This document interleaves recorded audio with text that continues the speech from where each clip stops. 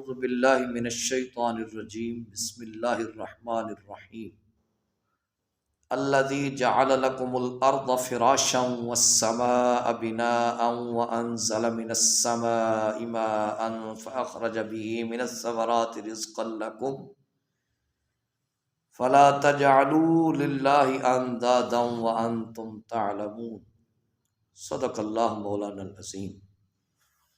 حضرات ذی وقار، اللہ کے فضل، رسول اللہ صلی اللہ علیہ وسلم کی نظر رحمت کے طفیل کئی دنوں کے تعطل کے بعد، مصروفیت کی بنا پر درس قرآن نہ ہونے کے بعد، آج کئی دنوں کے بعد پھر درس قرآن کے لیے حاضر ہیں۔ سورہ بقرہ شریف کی آیہ نمبر 22 پر گفتگو کرنے کی کوشش کرتے ہیں۔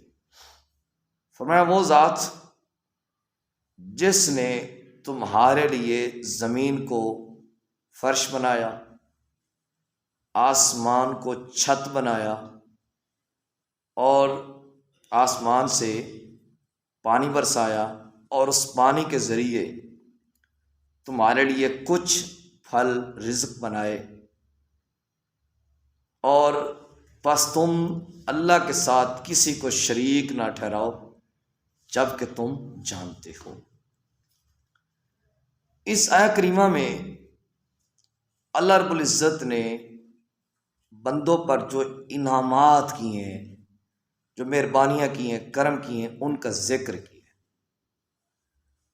ان کے ذکر کرنے کی جو وجوہات ہیں، وہ نمبر 1 تو یہ ہے کہ بندوں کو پتہ چلے کہ ہمارا رب ہم سے کتنا پیار کرتا ہے، ہم سے کتنی محبت فرماتا ہے۔ وہ کریم ہے، وہ رحیم ہے، اور وہ وحدہ لا شریک ہے، وہ تنہا ہے، اس کا کوئی شریک نہیں۔ پہلا انعام ذکر جو کیا جا رہا ہے کہ اللہ تعالیٰ نے بندوں کے لیے زمین کو فرش بنایا، اس کو نرمی اور سختی کے درمیان میں رکھا، یعنی زمین نہ تو زیادہ نرم ہے نہ زیادہ سخت ہے۔ وہ اس لیے کہ اس زمین پر جب بندے بیٹھیں یا لیٹیں تو یہ بطور فرش ان کو کام دے، ان کو لیٹنے میں یا بیٹھنے میں کسی قسم کی دقت محسوس نہ ہو، پریشانی نہ ہو۔ تو زمین کی اس کیفیت کس نے پیدا کی؟ اس کیفیت کو اللہ رب العزت نے پیدا فرمایا۔ دوسرا انعام کہ آسمانوں کو تمہارے لیے چھت بنایا۔ اس کا مطلب یہ ہے کہ آسمانوں کا جو وجود ہے وہ یقینی طور پہ ہے اور اس کا انکار نہیں کیا جا سکتا، اور ان کی کیفیات اور ماہیت کیا ہے وہ اللہ رب العزت بہتر جانتا ہے۔ اور آسمانوں کی دوسری جو دلیل ہے وجود ہونے کی، وہ یہ ہے کہ نبی کریم صلی اللہ علیہ وسلم جب معراج پر تشریف لے گئے تو حضور صلی اللہ علیہ وسلم نے آسمانوں سے گزر فرمایا، پہلا آسمان، دوسرا آسمان، تیسرا، چوتھا، پانچواں، چھٹا، ساتواں، جس کا مطلب یہ ہے کہ چونکہ معراج شریف کا انکار کرنا یقیناً گمراہی ہے، جب معراج شریف کا انکار نہیں کیا جا سکتا تو نبی پاک صلی اللہ علیہ وسلم آسمانوں کے ذریعے سے تشریف لے گئے ہیں، لہذا آسمانوں کے وجود کا انکار بھی نہیں کیا جا سکتا۔ اور تیسری دلیل یہ ہے کہ آسمانوں کو اللہ رب العزت نے چھت بنایا، کہ جو آسمانوں کی چھت ہے اس پر چاند چمک رہا ہے، جس کی روشنی سے اللہ کی مخلوق فائدہ اٹھا رہی ہے، ستارے چمک رہے ہیں، یعنی اس چھت سے بندوں کو روشنی جو ہے وہ حاصل ہو رہی ہے۔ اور تیسرا انعام کہ اللہ رب العزت نے آسمان سے پانی اتارا، جب بارش کی ضرورت ہوتی ہے اللہ رب العزت بندوں کو عطا فرماتا ہے، وہ اس چیز پر قادر ہے، بادلوں کے بغیر بھی بارش برسا سکتا ہے، لیکن یہ جو بادل ہیں یہ یوں سمجھ لیں بطور الارم ہے، ہمیں ایک الرٹ کرنے کے لیے کہ ہمیں اندازہ ہو جائے کہ بارش ہونے والی ہے، ورنہ پانی آسمانوں سے ہی برستا ہے۔ چوتھا انعام کہ تمہارے لیے کچھ پھلوں کو رزق بنایا، اس کی پہلی وجہ یہ ہے کہ سارے جو پھل ہیں کھانے والے ہیں وہ بارش سے پیدا نہیں ہوتے. کچھ پھل پانی سے پیدا ہوتے ہیں، کچھ پھل پانی سے پیدا نہیں ہوتے، جیسا کہ کھجور یہ بغیر پانی کے پیدا ہوتی ہے.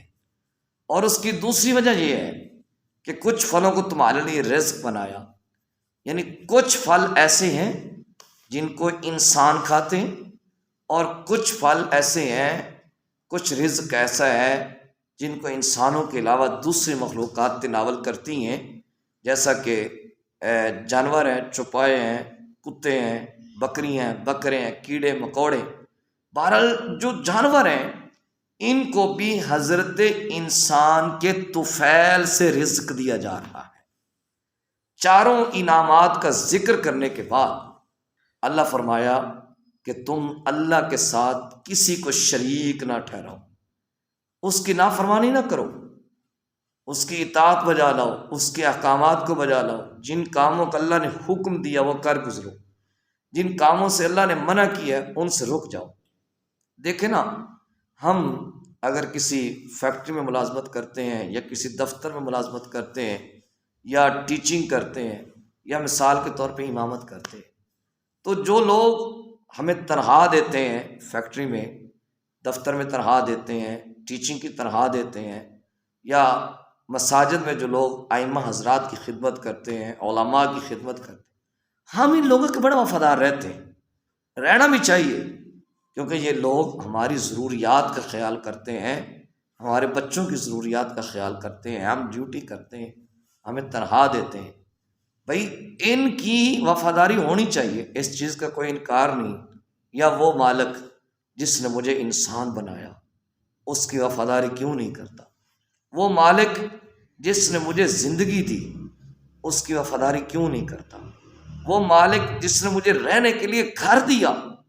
یہ جو مالک ہیں تو دنیا والے ہیں، 50,000 تنخواہ دے لیں گے، 60 دے لیں گے، تو اس سے میرے گھر کا نظام جو چلتا ہے، یا جو مجھے گھر رہنے کے لیے کس نے دیا؟ اگر میرا رب نہ چاہتا تو مجھے کون دیتا؟ میں اس کی وفاداری کیوں نہیں کرتا؟ وہ مالک جس نے مجھے بیوی کی شکل میں عورت دی، میں اس کی نافرمانی کیوں کرتا ہوں، فرماداری کیوں نہیں کرتا؟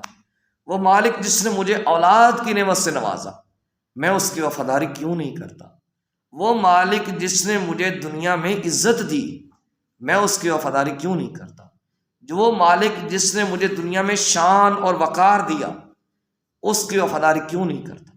وہ مالک جس نے مجھے چلنے کے لیے صحیح سلامت پاؤں عطا کیے، وہ مالک جس نے مجھے بولنے کے لیے زبان عطا کی، وہ مالک جس نے مجھے دیکھنے کے لیے آنکھیں عطا کی، وہ مالک جس نے مجھے سننے کے لیے کان عطا کیے، وہ مالک جس نے مجھے پکڑنے کے لیے ہاتھ عطا کیے، سوچنے کے لیے دماغ عطا کیا، سوچ عطا کی، وہ مالک جو مجھے رزق بھی عطا کرتا ہے، مجھے ہر قسم کی نعمت بھی عطا کرتا ہے.